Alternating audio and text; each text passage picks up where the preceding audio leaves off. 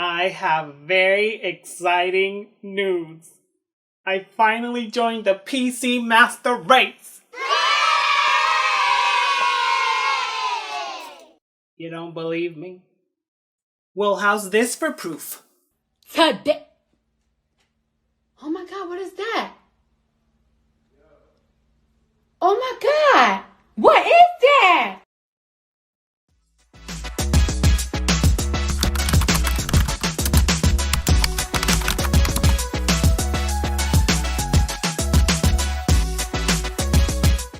Welcome back, everyone. Welcome back, everyone. And it's another riveting episode of I have nothing else to do with my life. Today I'm going to be talking about building my own PC. It was a very crazy project that took a lot of time and research and money. In the arms of the angel. But in reality, I needed a new computer, and this was the most inexpensive way to get the computer I needed.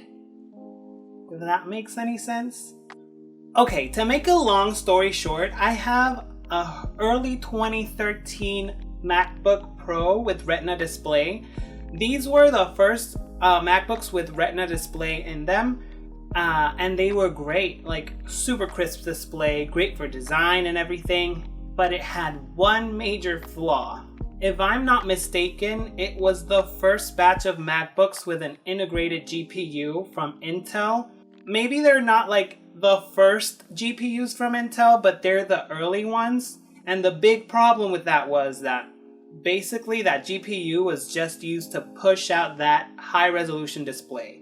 So when it came to gaming, no. When it came to rendering a video, no. So I didn't really pay much mind to it. What I ended up doing was just downloading very basic games like Sims 4, which I played like a medium range of graphics quality and never had a lot of like problems with that. But then I faced a major problem, and it was that no Adobe programs would open. Like the first time it happened, I tried to open Photoshop and it just got stuck there on that little screen. But to be fair, we're talking about a very old machine. You know, 2013 was 7 years ago, and 7 years is way longer than the average life for a laptop computer. So I'm more than thankful. That thing took me through all of my college degree. So it served its purpose. So after that happened, I really didn't have much use for it aside from media consumption. So I needed something to work with.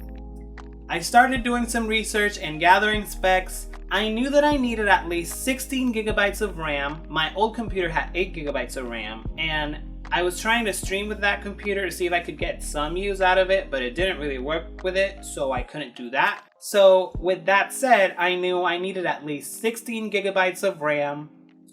I needed more storage because it only had 256 gigabytes of storage.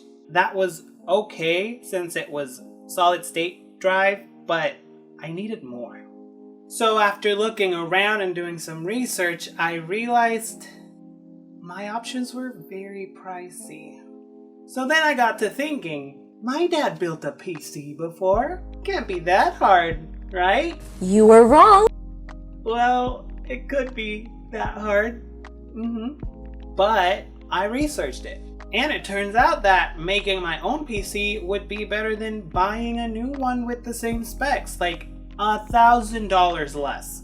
I was committed. I was gonna build my own PC. So I ended up going on PC Part Picker to pick out the parts I wanted and make sure that they were all compatible.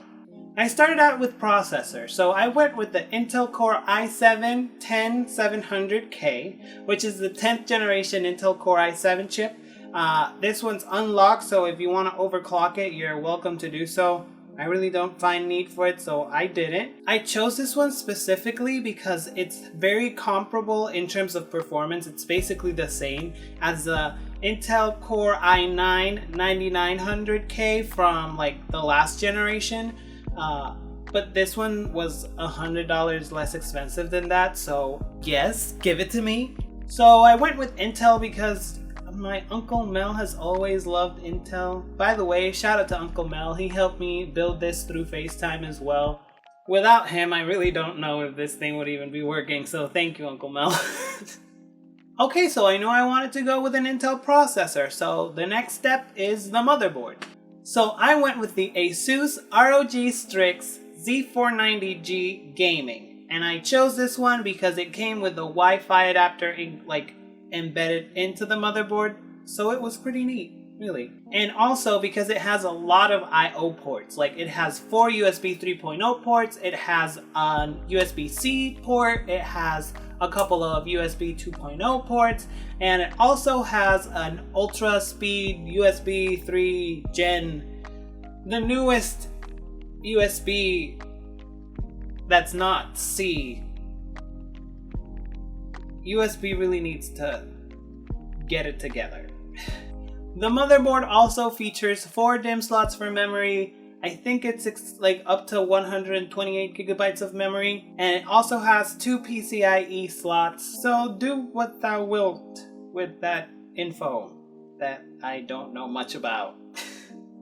Talking about RAM, I went with the Corsair Vengeance cards.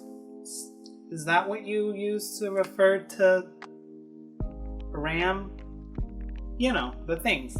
Ramifications. Ramifications. I don't know these terms. So I went with 32 gigabytes because they were on sale. And that's double what I was looking for, so great. So it's DDR4 memory, and my research said that was the good one to go with, so I did it. And what I can say about performance with it is that my computer is pretty snappy. Things like Chrome never lag. Rendering on like Premiere Pro and Adobe After Effects is great. So I guess that's why I use RAM. Chrome tabs and rendering previews on Adobe. Moving on to storage, I went with a mix of solid state and hard disk drive. So I have a 1TB 970 EVO from Samsung for solid state drive and keeping my system in there. And I also have a BarraCuda from Seagate, and that's 2 terabytes. So in total, it's 3 terabytes of storage, which is amazing, coming from 256 gigabytes. Yay. On to exciting things. We're gonna be talking about what everyone loves, graphics cards. So with graphics card, I went for an NVIDIA GeForce RTX 2070 Super. Yes, it's super. I chose this one because it's like in the mid-range of the graphics card kingdom, and because it's also able to play games in 4K well. So that was a bonus. Even though I'm not going to be playing in 4K, I'm probably going to be rendering videos in 4K at some point in my life. So I just wanted to like future-proof in that sense. For case, I went with the Fractal Design Meshify C mid-size ATX case. It was affordable, which was the main reason I got it. And it also had 2 USB ports in front and a lot of vents with filters in them. I knew this machine was going to be a little bit power hungry and would generate some heat, so I went with a case that would like really help with airflow. It also has a nice tempered glass side panel so you can see inside of it, and it seemed pretty roomy, so I was down for that. I knew this one was going to be a little bit power hungry, so I went with a Corsair RM 750 watt power supply. It's been working like a charm, no big flaws or anything that I can talk about. Literally, I don't know anything about power supplies, so I just went with something that I knew was gonna exceed the expectations of power that this machine would need and hope for the best. Oh, might I add that it's fully modular, so I learned that is something that's highly important.